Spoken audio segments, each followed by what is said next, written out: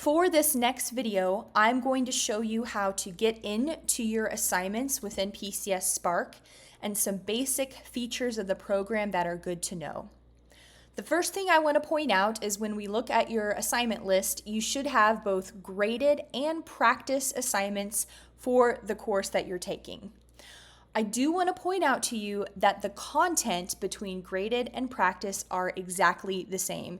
The Alex Adams under graded is the same as the Alex Adams under practice. The only difference between these two sets of assignments are that the practice will allow you to enter a scenario multiple times. This is where you need to go to get comfortable with the program, to learn it, and to feel comfortable with the patient scenario. Once you're ready and you feel ready to start the simulation for your graded class assignments, then you will click on the graded assignment scenario.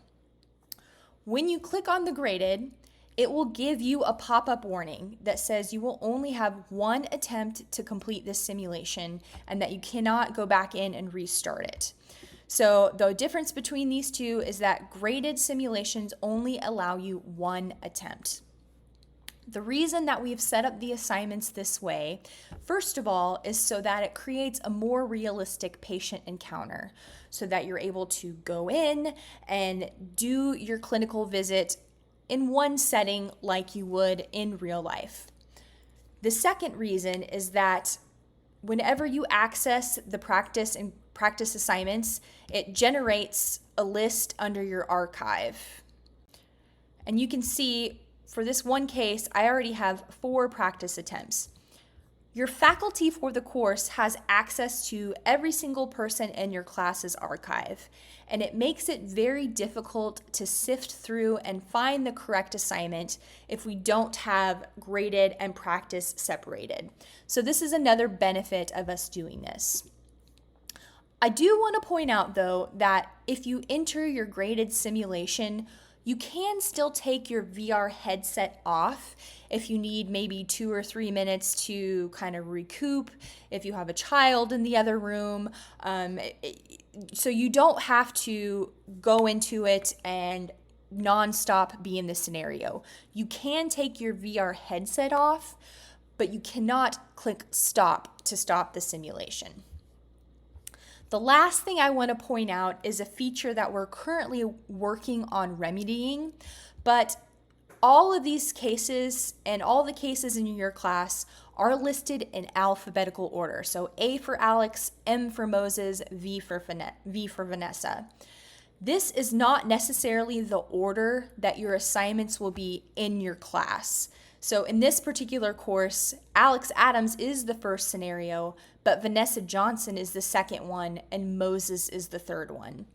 There are some features that we're working on that will improve this process in the future, but for now, I do want you to be aware of that, and please make sure you are double checking that you are doing the correct assignment when you complete it. I also want to point out this little man in the upper corner here. This is where we generated the pin to create our assignment. You can do an audio test if you're having trouble with your microphone. And then this online chat support. This allows you to send a message to the PCS Spark staff if you have a question, if you have a technical issue. But do make sure that you leave your email and, if possible, your simulator ID, and they will get back with you and be able to help you. You are also able to email me if you have questions. Under this, there's also a link to the student guide to PCS Spark. And this is a great resource for you as a student, and a lot of the questions that you probably will have come up as you're using this simulation will be answered in this student guide. It links to how to set up your VR headset, tips and tricks to getting started, how to start a simulation in VR. So this is a really good resource I recommend checking out if you find yourself having trouble. In the next video, we will actually go into a scenario and start talking about some of the features within PCS Spark.